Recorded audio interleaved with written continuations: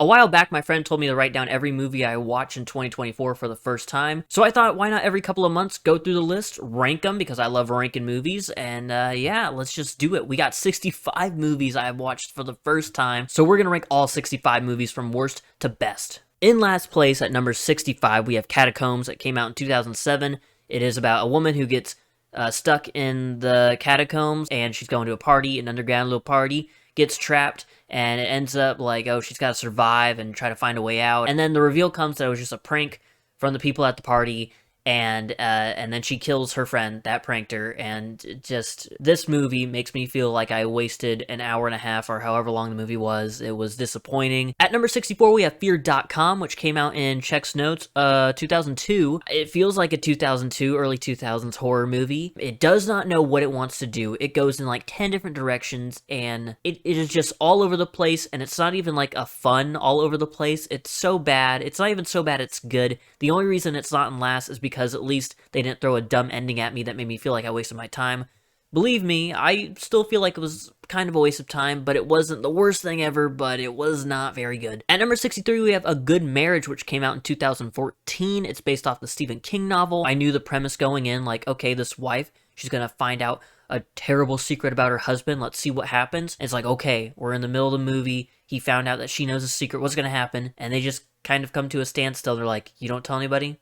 I won't tell anybody. All right, everything's all good? I don't know, it didn't work for me. It felt kind of boring. I thought this was going to be a bit better. It's mid at best, and I just thought it was going to be so much more after the first few minutes, but no, it was not. At number 62, we have No One Gets Out Alive. It came out in 2021. The first few minutes of it, like the cold open, I believe, sort of, creepy. Like, I was like, okay, this actually could be a pretty good, scary movie, but it doesn't keep the terrifying moments coming. I mean, there are a few flashes of it here and there, but the story is just like a little weak. This girl's staying at a hotel, and the owner of the hotel has a brother, and they gotta like sacrifice women to this monster to make his brother heal or to feel better. I don't know. Just like A Good Marriage, it had me in the first part, was like, okay, this seems like it's gonna be really good. But the more it goes along, I'm just like, okay, it's nothing special. At number 61, we have All Quiet on the Western Front. It's the 2022 version because I believe it is a remake, and I'm not into war movies, man. I gave this thing a few spots higher. This probably would have been in last place because I was so bored. It does look really good, and I'm sure it's well made, but I'm just not into that kind of thing. About an hour in, I was like, all right, surely we're almost done, but then I realized I still had an hour and a half left to go, and I'm like, oh, dear God.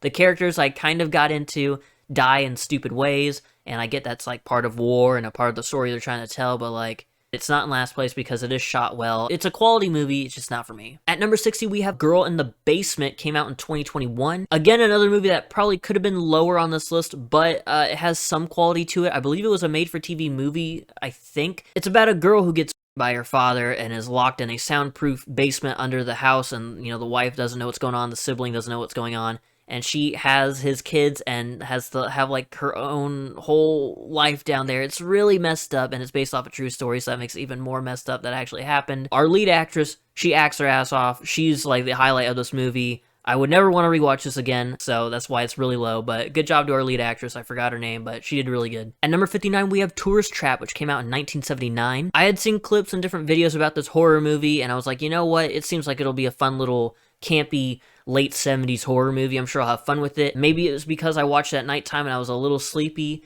but dude, it felt like it was dragging on and on. It had some redeeming qualities, like Chuck Connors, who was really good in it, and the creepy mannequins. The last 10 minutes of this movie, when like shit just hits the fan, really cool, and that saves it from being even lower on the list, but it's probably just because I was tired, but dude, it felt like the longest hour and a half of my life. At number 58, we have 2009's The Box, which stars James Marsden and Cameron Diaz, which I love both those people, and I did not know they were in a movie together. I did not know this movie existed. This couple gets a box, and if you push a button, you get $1 million, but somebody randomly dies.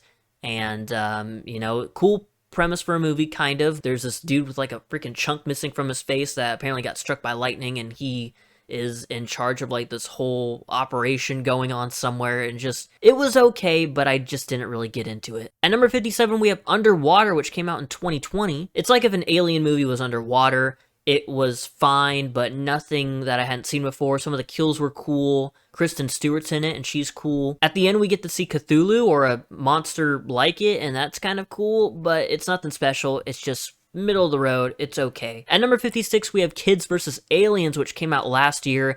And just the premise alone, I'm like, oh yeah, this is going to be a fun time.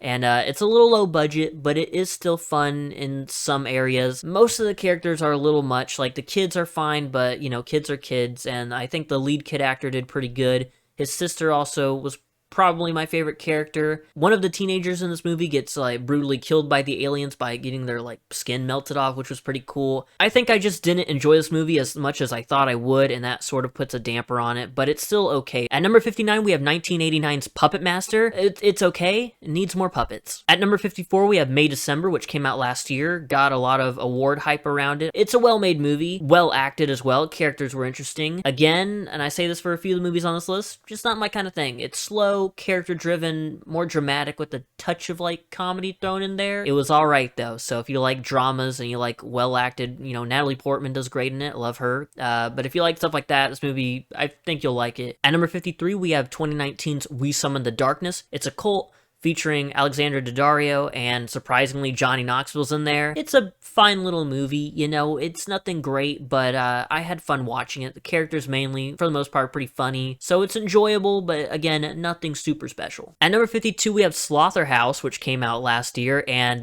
it's exactly as goofy as it sounds. A sorority gets attacked by a killer sloth. The puppet for the sloth is pretty cool, but the kills come in the form of like a montage in the middle of the movie, and it's kind of funny. Some of the acting is not great, but it has a certain charm to it. You know, all goofy movies like that have a certain charm to them. So while it's not perfect in the slightest, I had a bit of fun with it, although I can admit it is not the best. At number 51, we have Dream Scenario, which also came out last year, and it stars Nicolas Cage, who appears in everybody's dreams. And it just, you know, the movie is about how that whole situation unfolds, and I thought going into this I was going to love it. I love Nicolas Cage, and Nicolas Cage in a weird movie with an interesting story, I thought I was going to freaking eat this shit up, and kind of disappointed. Something didn't click for me, and I'm really let down by it. It's still alright. Like, half of it worked, and the other half was like, you were almost there. So I was really bummed that I did not enjoy this as much as I thought I was going to. At number 50, we have Feast, which came out in 2005. Perfect, campy, gory, early 2000s monster movie, creature feature, if you want to call it. There's a lot of practical effects, a lot of practical, like, puppet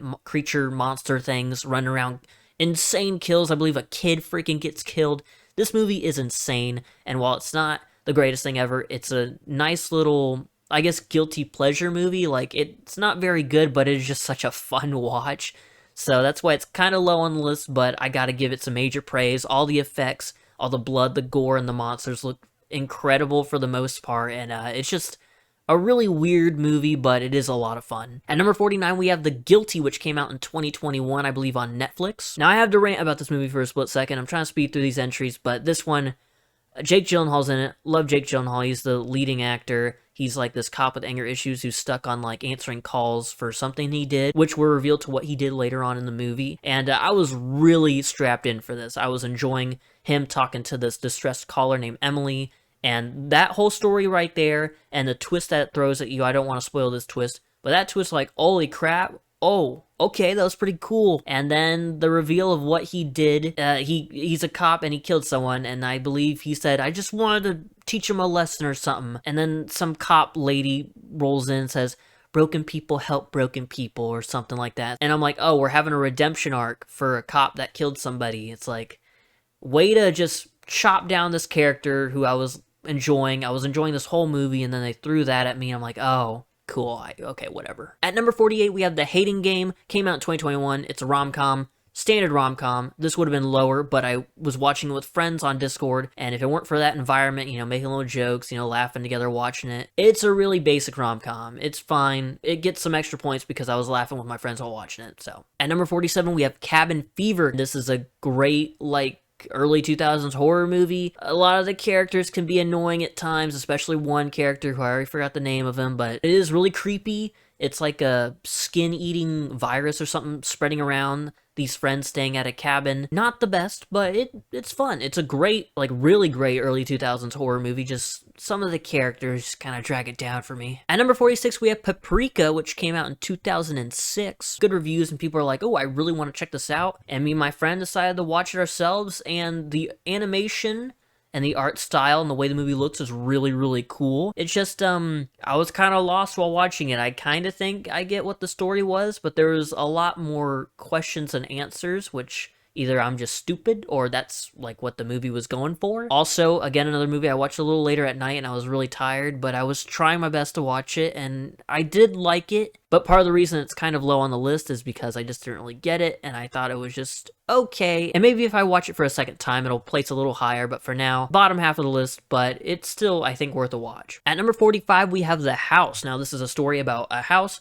that has 3 different stories to it. I don't know if it's stop motion. I don't know exactly what the animation style is, but it is really, really cool. And while I didn't enjoy the first 2 parts too much, the third one really kind of wrapped everything up and was like, oh yeah, you know what? This was pretty good. I liked each portion better than the last. Like the first one I would rank in last place, the second story in the middle, the third one I think was my favorite. It was definitely a type of movie that I usually don't go out of my way to watch, and you know, I kind of liked it. At number 44, we have Scout's Guide to the Zombie Apocalypse, which came out in 2015. I was like, alright, this is gonna be a horror comedy. Let's see how this goes. All the jokes landed with me for the most part. The gore was really cool. It was a funny movie. I loved the characters. Just pretty much a slam dunk, you know? It wasn't perfect, but like I had a good time watching it. It was fun. Also, I believe Christopher Landon directed it, and he directed Freaky, I believe, and I love that movie, so the 2 movies I've seen from him, he's on a roll. At number 43, we have Murder Mystery 2, which came out last year. While I don't think it was as good as the first Murder Mystery starring Adam Sandler and Jennifer Aniston, most of the gang is back again, and it looks like they're having fun. I feel like this would be lower on a lot of people's list, but it was a fun little corny watch, you know. You gotta have one of those every now and then. I really enjoyed it. At number 42, we have Black Panther: Wakanda Forever. Now, this was a very beautiful movie. Great tribute to Black Panther or T'Challa or Chadwick Boseman. You know, you could lump all 3 of them together. I feel like the tribute stands for the character and the actor. The beginning of the movie and the very end of the movie hit hard, a lot of emotion, but it's kind of the middle that I'm not a fan of. This movie lasts a while. One Letterboxd review was like, they called it Wakanda Forever because that's how long the movie felt. And I don't want to be too harsh on this movie because it is a beautiful movie, but it did feel like it went on for a little too long. The main villain, you know, I didn't care for his backstory. I really didn't. Like, I thought he was cool, but then they had like what felt like a 30-minute backstory segment, and I couldn't get into it. I don't know. Maybe it's just me. The beginning and the end of this movie slap, but it wasn't as good as I thought it was going to be. I heard nothing but great reviews about it, and I was a little let down, but it is still good. At number 41, we have Indiana Jones and the Dial of Destiny, kind of the opposite of Black Panther: Wakanda Forever, where I was like, alright, the reviews, they're not looking too promising, but let's check it out, and it's your standard Indiana Jones movie. Harrison Ford is obviously way older, but, you know, there's still a good amount of action in it. At some parts, it can feel like it does drag for a bit, but I think for the most part, this movie worked for me. Not the best Indiana Jones movie by any means, but I enjoyed it more than most, I would say, and I thought it was fine. At number 40, we have Hellfest, which came out in 2018. The premise for this movie is actually pretty cool. These group of friends are going to like a horror amusement park or whatever the hell, and the slasher, our main villain, is dressed up as one of the scare actors, so it creates for like, oh, don't worry about him following you. That's just his job. He's trying to spook you, silly. But the more the movie goes on, the more friends that are dying off, and the more they're like, oh, wait, no, something's going on here. I thought I wasn't going to like it as much. I thought it'd be like, okay. It's not one of the best modern horror movies, but it definitely could be in that conversation. At number 39, we have Thor: Love and Thunder, and I know what you're thinking. If you're a big Marvel person or just, you know, you've seen most of the Marvel movies, you're like, whoa, whoa, whoa, Love and Thunder above Wakanda Forever? Yeah, I know. I like kind of the stupider Marvel stuff. I'm gonna be real, which there's a movie higher on this list that I'm sure a lot of you are gonna be like, why is that up there on your list? And, you know, when that comes, I'll explain. Love and Thunder, I can understand all the complaints. It does feel a bit more like comedy. Every time there's like a serious moment happening, about a minute later, a joke will be told, and it's like, okay, haha. I thought this was going to be just like a cringe fest. Based on all the reviews, I was like, okay, this might just be not funny and lame. And there are a few moments where I'm like, oh, dear God. Like, I think it was an even balance of, oh, that's pretty funny, to, oh, come on, man. But at the end of the day, I did think it was a fun Marvel movie. I loved Thor Ragnarok, and this one I would still place higher than Dark World and the first Thor. I fell asleep in the theater, I think both times watching those 2 movies. So while it's not terrible, I can see the complaints, they are valid, but I enjoyed it. At number 38, we have Doctor Strange and the Multiverse of Madness, and you know what? Again, the people that complained about this, I see your point, But Wanda, she kicks ass. Scarlet Witch, she kicks ass in this movie. Great villain. This movie was also directed by Sam Raimi, and I love the early Evil Dead movies, and you can see a bit of, creepiness creep into Doctor Strange, and that's pretty cool. Bruce Campbell even makes a cameo, which is awesome. So while it isn't a great Marvel movie, it was still decent enough, so it gets a pass from me. Number 37 is Wishmaster, which came out in 1997. Really cool practical effects. Kind of a simple horror movie, but it has a bit of charm to it. And, not else much to say. It probably should be a little lower because I'm kind of blanking on a lot of things. But our main bad guy, the Jinn, he's cool. Again, all the practical effects, all the kills are really fun, especially towards the end. There's a lot of crazy crap going on. Main character, she kind of kicks ass, but she also doesn't do a whole lot except for, kind of research through the movie, but she's still cool. It's a fun late 90s horror movie, and if you haven't seen it, I'd say, go give it a watch. At number 36, we have Doctor Strange. Now, a little bit ago, we had Multiverse of Madness. The first Doctor Strange, I think, is a bit more grounded and a bit more, consistent and paced better. Still not one of my favorite Marvel movies, but I think the Doctor Strange character is interesting, and they, I like seeing how he became Doctor Strange. I only saw him in Infinity War and No Way Home, so finally watching the first Doctor Strange movie, I'm like, you know what? Pretty cool, I guess. So while it's not my favorite, I'd still say it's alright. At number 35, we have Violent Night, which came out in 2022. David Harbour plays Santa Claus, who is trapped in a mansion. These bad guys are trying to rob the vault of this rich family. They're all there for Christmas. The main thing I enjoy about this movie is obviously David Harbour as Santa Claus. I think he does a good job. Everything else kind of just drags. I thought this was going to be more action-packed, and there are a lot of moments where there's just characters talking. And then we have, I love John Leguizamo. But the writing for all of the Christmas puns, dude, it's a bit rough. He is still kind of a cool character. He has some funny moments, but it does kind of drag for a bit. We do get a Santa Claus killing montage, which kicks so much ass, so it saves it from being down 10 spots lower. That montage where he is killing every son of a bitch running in there, that's beautiful. And kind of spoilers, main bad guy gets killed in a really creative Santa Claus way. Hell yeah. The kill montage was cool. David Harbour does a good job, so it saves it from being lower. At number 34, we have Black Widow. I knew this movie wasn't going to be anything too crazy because we already knew Black Widow's fate because this movie came after Endgame. But this is a great, not origin story, well, a kind of mix of an origin story, but I believe it takes place after Civil War, I want to say. And we get introduced to some new characters. Florence Pugh's in there. I forgot her character's name. Also, David Harbour's back again. I love her little family. This place is higher than I thought it would originally because I just enjoyed this way more than I thought I was going to, so props for beating my expectations. At number 33, we have Remember the Titans. It came out in 2000. I watched this movie in school, God knows when. It's a sports movie, which isn't really my thing, but it also tackles a way bigger issue. And, football's not the main thing, but it is a good chunk of it.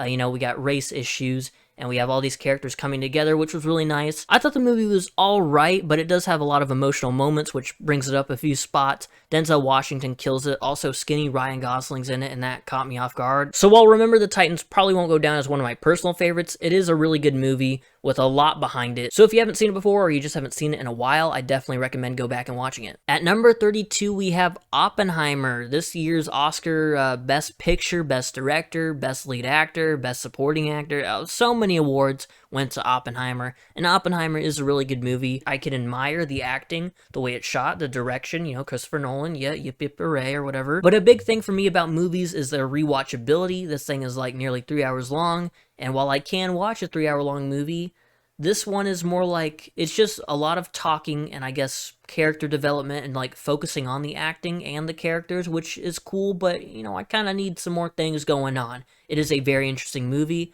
and I did really enjoy it, but I would be a liar if I told you, hey, yeah, I'd love to go back and rewatch this thing in 10 years. It's probably going to be a little longer than 10 years, or if I just see it on TV, sure, I'll maybe give it a watch again, but I don't know, it's just kind of like a one-and-done spectacle kind of thing, where this was really good.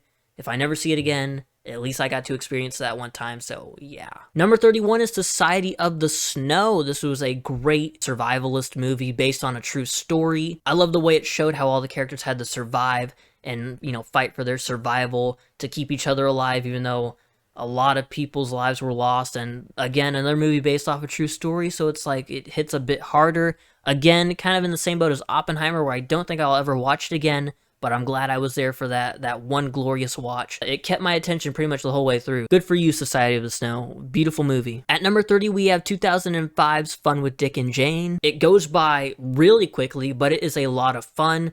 Jim Carrey, of course, slays the house down, boots per queen. Oh, fuck, I'm not saying that. All the characters, for the most part, do a really great job. This movie is a lot of fun. It goes by really quick, so I'd recommend you go check it out. At number 29, we have The Long Shot, Charlize Theron and Seth Rogen. This thing is a sleeper comedy, way funnier than I thought it was gonna be. I love all the characters, I love the story, and even some characters in this movie that I wasn't really a fan of, they grew on me throughout the movie. And it was just like a really good rom-com, like a really interesting rom-com. Seth Rogen, one of my favorite actors, I really like him. It shocked me how much I love this. At number 28, we have Ant-Man and the Wasp, Quantumania, and dude, they say quantum so much in this movie. And a lot of people, this is probably like one of the lowest rated Marvel movies, I think. I just know it got a lot of shit. And watching it, again, like the other lower rated Marvel movies, I'm like, yeah, I can see the complaints. But you know what? After I got done watching it, I was like, yeah, it wasn't so bad. It was pretty good. But then as the days went by, I'm like, no, I think that was actually really good. I really loved it. Maybe it's because I'm a sucker for Paul Rudd and Katherine Newton. Maybe because Ant-Man is one of my favorite Marvel heroes, and Ant-Man 1 and 2 are two of my favorite Marvel movies. This just kept growing on me, and while it's not as good, I mean, the main villain, Kang, you know, as much drama as that has right there, still a pretty decent bad guy. The quantum realm that they're in has a lot of cool creatures and characters. I thought I would like it because regardless of how bad it is, I'm gonna love an Ant-Man movie, but I really liked Quantumania. At number 27, we have 2010's Black Swan. This isn't really my kind of movie, but I watched it for a YouTube video that I made on my other channel. But Black Swan, Natalie Portman kills it. Love this ballet drama thriller. A lot of cool moments. It's all like a mental thing, so you can't really tell throughout the movie on first watch what's real and what's not. Really interesting movie, really good. I think it should be a little higher on this list, but I kind of like the more fun stuff. Go watch this thing. It's pretty good. At number 26, we have Bodies, Bodies, Bodies. I saw a lot of love for this movie. Now, usually you don't like when characters are stupid in horror movies. You're like, no, do that. Run away. Don't go through that door. All these characters, for the most part, even if they're not stupid, make stupid decisions. It builds to the movie. Like, it's so fun. The characters are just so goofy. You just fucking shoot me? No. You fucking shot me! With a gun! No, I didn't shoot you. You fucking murdered them! Oh, dude, it's so funny. It is such a good movie. Again, another movie that's kind of lower on this list, and over time it might, you know, go up in my favorites, but really good horror comedy, I guess. At number 25, we have 2015's Colossal, starring Anne Hathaway and a very sadistic Jason Sudeikis. And a movie, again, I didn't think I would like it as much. You know, I thought it'd be fine. But it's a very interesting monster movie. Anne Hathaway, when she steps on this playground, a monster shows up in Seoul and mimics her every move, like she is the monster. And same thing with Jason Sudeikis' character. Something about it just really has kind of stuck with me. Well, every character kind of sucks in this. Anne Hathaway does have her problems, but she ends up growing throughout the movie, obviously. And it even has a pretty fun finale, too. So, kind of a movie I thought wouldn't have as much of an impact. Oh, it came out in 2016, I'm looking over. Oops, my bad. But either way, go check this out. I think it's on Tubi or something, but it is surprisingly pretty good. At number 24, we have Lisa Frankenstein, which came out this year. And if you didn't know, I got a video on my channel doing a review and a little bit of a rundown on it, sharing my thoughts. So go watch that for more further details. But this was a fun horror rom-com. It still is kind of growing on me. Once it clicks, I'm like, oh yeah, I'm strapped in, seatbelt on. Again, another movie I would recommend you go check out. At number 23, we have Leave the World Behind, which I believe came out last year. Actors are all great. Characters are fun. It's a very, like, tense movie where there's, like, disastrous things happening, but you're not sure what's causing all of them. And it's just like a build up, build up, build up until the end. You're like, oh, the world is... It's gonna end. We're going into a giant war now, aren't we? No spoilers here, but as a big Friends fan, the ending is probably, and I'm not even like exaggerating, the ending to this movie is probably one of my favorite endings I've seen in any movie I've ever watched. If you've seen it, you know what the very last like moments are, and you might think that's really dumb, but the ending to this movie is a big reason why it's up so high. The suspense is cool. They kind of lead you on this road and then it cuts you off. That Friends-related ending really brings this movie up for me. At number 22, we have Black Panther. Now, there's a reason there's a lot of Marvel movies on this list. I finally caught up on all the Marvel stuff. After Endgame, I dropped off and I wasn't really going to the theaters as much. So that's why there's a lot of Marvel movies on this list. But I finally watched Black Panther. I put it off for years. T'Challa, really good protagonist. Killmonger, really good antagonist. Probably, tied for like my favorite character in the movie. Also, the way this movie looks, Wakanda is like a really beautiful place. So it adds more to the movie. So yeah, Black Panther. Finally glad I watched it after all these years. Now another entry that might shock you. Number 21, we have The Eternals. I saw a lot of hate for this movie, and I was like, oof, it's like a whole new group of heroes. Let's see how it goes. And I think I, love The Eternals. Some of the other Marvel movies, I'm like, oh yeah, I can see why people didn't like this. And I didn't really look too far into the reasoning why people didn't like this. I loved all the heroes. I loved some of the shots in this, especially towards the end with the big Titan or whatever it's called sticking out of the ground. Holy shit, dude, that shot right there makes me want to rewatch it again just thinking about it. It is a bit long and we're introduced to a whole new crop of characters and I get that. Something about this movie I just really, really enjoyed. Maybe I just love lower end Marvel movies, I don't know. Recently it came out that they're probably not going to work on The Eternals 2, which really sucks because they kind of end on a cliffhanger. I'm like, I really want Eternals 2, please change your mind, please, I'm begging you. At number 20 we have 1957's 12 Angry Men. Now one of my friends asked me, what movie do you consider to be perfect? And I went, I don't know, what about you? And he said 12 Angry Men. And he later revealed to me that he was just bullshitting me, and he didn't know. He'd never seen the movie, he just made it up. But he made me check the movie out, and I am glad I did. 12 jurors, they're sitting in a room, they gotta decide whether this guy's innocent or guilty. 11 of them are like, he's guilty. Alright, let's move on. But one dude's like, but what if he's not? And then that's just the whole movie, they're arguing. And I will admit, I've seen the Family Guy spin-off episode 3 or 4 times, so I'm like, okay, I get where this is all going, but still, this movie is really good. I thought it would be good, oh yeah, that's a classic, but I wouldn't really mean it. But no, this is a classic. This is really good. So 12 Angry Men, again, if you haven't seen it because you're not a fan of older movies, give this a watch, and I think you might be surprised. At number 19, we have Prey, I believe the latest Predator movie. Our main character is this girl who I believe is just kind of pushed back to oh no, be a woman of the tribe and do the gathering and all that. She's like, no, I want to be a hunter. I'm gonna go kill some shit because I'm cool. And she is cool. And throughout the movie, her character, develops obviously, but she grows and she takes on the Predator with her brother, and it's really cool. A lot of cool deaths and fight scenes in this, just all around. Besides the first Predator movie, probably the best one. At number 18, we have Werewolf by Night, another Marvel movie, but it's a shorter, I guess, made for TV movie. It's 50 minutes or something. I love horror movies and I love Marvel movies, so having, a little combination of both is really cool. It goes by really quickly. I don't have any complaints about it. We get Man-Thing, aka Ted. He's fantastic. I need a movie just with him, just being Ted, and I need him and the werewolf going on adventures together. Please, that'd be awesome. Nothing to really complain about. It's a solid watch. At number 17, we have last year's No One Will Save You. This is an alien invasion movie, but the difference is our lead character, played by Caitlin Dever, who absolutely kills it in this, doesn't speak pretty much at all. The aliens look exactly like, the stereotypical alien picture, gray, big head, big eyes, but they look really cool. The scenes where the aliens are slowly creeping around the house looking for our main character, I haven't felt that scared for a character while watching a movie in God knows how long. It's slowly becoming one of my favorite horror movies of the past 5 years. At number 16, another movie that came out last year, we have The Boogeyman. I passed this movie up, did not even give it a thought when I saw the trailers for it. It's oh, I love the family that we follow, the dad and 2 girls after they just lost their mother. Again, it is one of those movies like Babadook. You're holding on to this trauma or this grief, and that's what you gotta let go of in order to get rid of the creature. But I think this does one of the best jobs. I thought Babadook was alright, but Boogeyman kind of does a better job. Call me crazy for saying that, I don't know. Also, we get to see the Boogeyman. The shots with the Boogeyman in the background, in the shadows, where you can barely see his face, and he's crawling around, you can see flashes of it.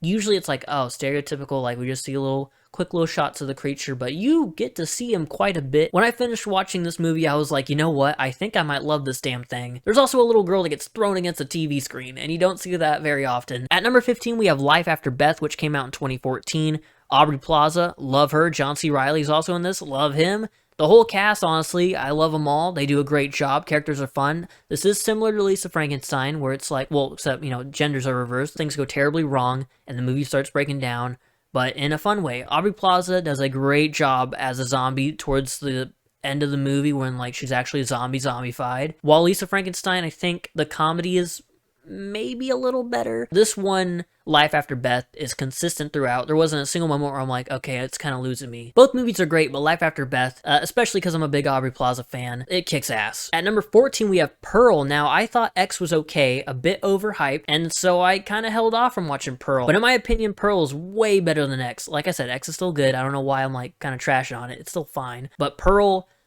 talk about Oscar-winning performance. The 6-minute or however long monologue when she's at the kitchen table confessing to what she's pretty much done, like, you know, killing her parents, killing other people too, doing a lot of crazy things. Damn. Very great, very strong performance. Where the hell is her Oscar, man? What, like, how she not even get nominated? I was staring right at the screen, holding on to every word she was saying. I was like, wow. Pearl's descent into madness and going crazy, just so fun to watch and legitimately terrifying at some points, especially the fight with her mother. You feel bad for Pearl too, the situation she's stuck in, but she doesn't really go about dealing with it the best way. Pearl is really good, way better than I thought it was going to be, and I'm glad I finally got around to watching it. At number 13, we have Crazy Stupid Love. Now this movie was really good. I really enjoyed it, and it would be a lot higher on this list, but there's one thing about it that it's the one thing I think about, and I hate it. And it's the storyline between the babysitter and Steve Carell's son in the movie, and it's just so weird. The ending is so weird. I can't get it out of my head. If that was, like, removed from the movie, I would consider it to be perfect. Ryan Gosling kills it, Emma Stone kills it, Steve Carell kills it. Everybody, Julianne Moore, I believe, kills it. Everyone is so good in this, and it's, like, one of my favorite Steve Carell performances I've seen. It's funny. I love all the characters, but damn, that babysitter and like 12-year-old kid storyline is like so dude, it really brought down the movie, but the movie is so good that even with that, I still have to rank it kind of high. At number 12, we have Forrest Gump. This year, I finally watched Forrest Gump. It is one of my friend's favorite movies, and I've been wanting to watch it for like quite a while now, at least the past couple of years, and what a journey Forrest Gump is. It is so, like, not simple. It's just going through the life of this guy, Tom Hanks, Forrest Gump, and it's done so well. It is one of the best movies I've seen. It's in my top 100. I keep an updated top 100 movies list. All the emotions running through me while watching Forrest Gump. It's so good. At number 11, we have Poor Things. It came out last year, won a bunch of Oscars. This movie has such a great cast, and the performances from everybody is so good, especially Mark Ruffalo, who is, like, incredibly funny in this movie, doing his British accent or whatever. Also, you have the shout-out Emma Stone. She did amazing in this movie as well. I did not expect to see all the things I was going to see in this movie. I think I saw, like, one trailer, and it looked a little funky. I was like, oh, this might be, like, an artsy, very creative movie. It might be fun. This movie takes you on a journey, and I could not have guessed what was coming next each and every time. Out of all the movies on this list, this is probably one where I was really thinking this will be fine, this will be pretty good, but I came out of it and I was like, wow, that was cinema, that was art right there, and it's a lot of fun too. Alright, we are in the top 10. Here we go. At number 10, we have The Help. Growing up, I saw commercials and trailers for this movie, and never thought twice about it, you know, because at 2010, I was like 8 years old, so didn't think twice about it. It left my mind. What a ride this was. This was a very beautiful movie. Viola Davis, Octavia Spencer, and once again, Emma Stone back again. Everybody performs their ass off in this movie. Octavia Spencer's Eat My Shit scene is probably one of, like, the best things I've seen all year. At number 9, we have Mean Girls, the original 2004 Mean Girls. Again, another movie that I've watched for the first time this year. We're just hitting all the classics up, I guess. And what a fun movie this was. All the characters, the iconic quotes and lines, and I never truly realized how many quotes were from this movie. Like, I knew, you know, it was quotable, there's a few famous lines in there, but there are some quotes I've heard of before that I never knew came from Mean Girls. And there's also, like, the 3 or 4 times we see people almost or actually get hit by a bus, and it gave me sort of Final Destination vibes, which I'm not saying is a bad thing. At number 8, we have The Nice Guys. Twitter absolutely adores this movie, and after watching it, I too adore this movie, and I need The Nice Guys too. Ryan Gosling, Russell Crowe, an absolute power duo. They are so funny.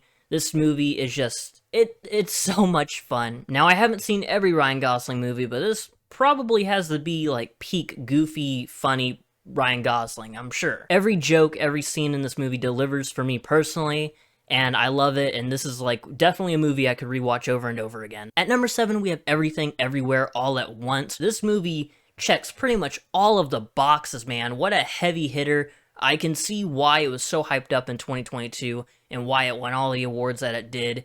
And, I'm on that hype train. It's got emotion, great characters, a great story. It's funny. There's a lot of cool action sequences, and there's just the right amount of goofy, like, stupidness in this movie.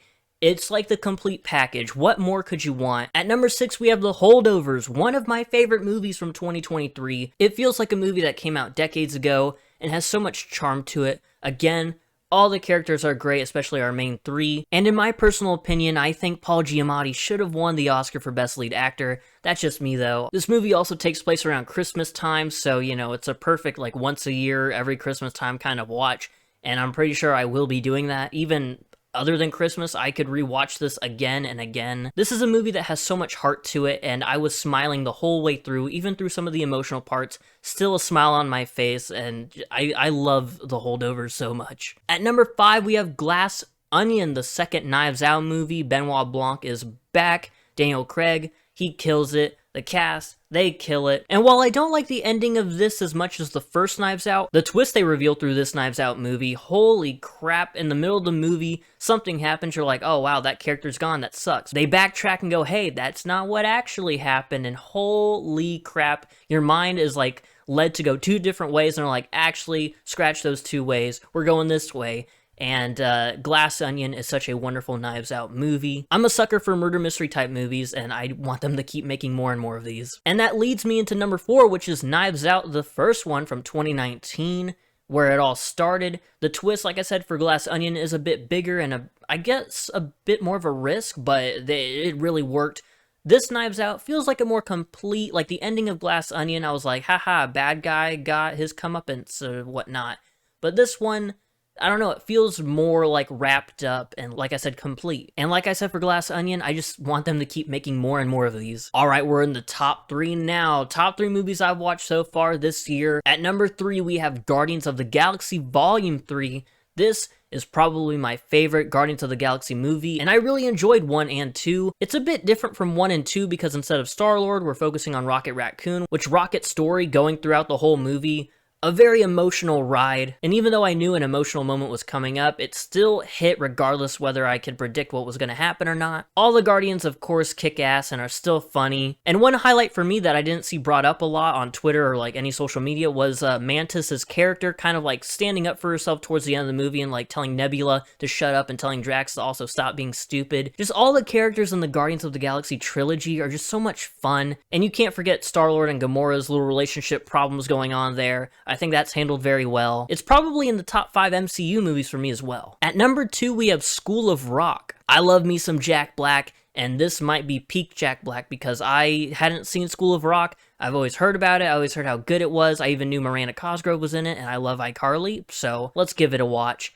And holy crap, man, this thing rocked, pun intended. This, to me, is a 5-star movie, and I don't give a lot of movies like that praise of being pretty much perfect. There's only like a few movies I would say are perfect, and School of Rock, maybe it's recency bias, I think checks that box right there. I think it is a blast from start to finish. All the students joining the band and having different roles. Jack Black would make such a great teacher in real life. The only negative thing I can say about this movie is that this totally would not be able to happen in real life. Like, no way a teacher would be able to get away with doing something like this, but hell, it's a movie. It was so much fun. And at number 1, we have a movie that I have been wanting to see since, I believe I saw a trailer for it in theaters in 2022, and I finally got around to watching it. Another 5-star movie. The first movie to actually make me cry. Number 1 is Marcel the Shell with Shoes On. For a few of these movies on the list, I've said they're perfect, or they're beautiful, words like that.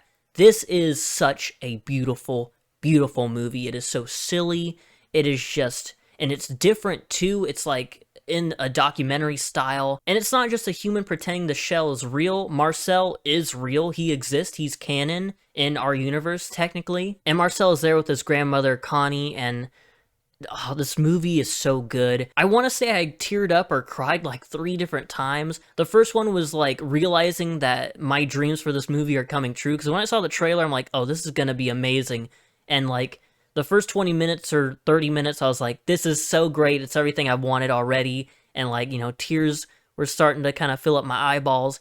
And then we get towards some of the sadder, more like eventful moments in the movie. And I'm like, oh my god, this is happening. And I cried towards the end, and I don't want to spoil it because everyone should go and check this movie out if they can. I believe it's on Netflix right now. This movie was so good. I'm like getting a touch emotional just thinking about it. I did not really expect Marcel the Shell with shoes on to be the one to finally break me. When this movie ended, I like closed my eyes. They were still a little wet. And I took a deep breath, and I just felt like everything in my life was going to be okay. Very rarely do I see a trailer for something and be like, ooh, this looks like it's going to be pretty good.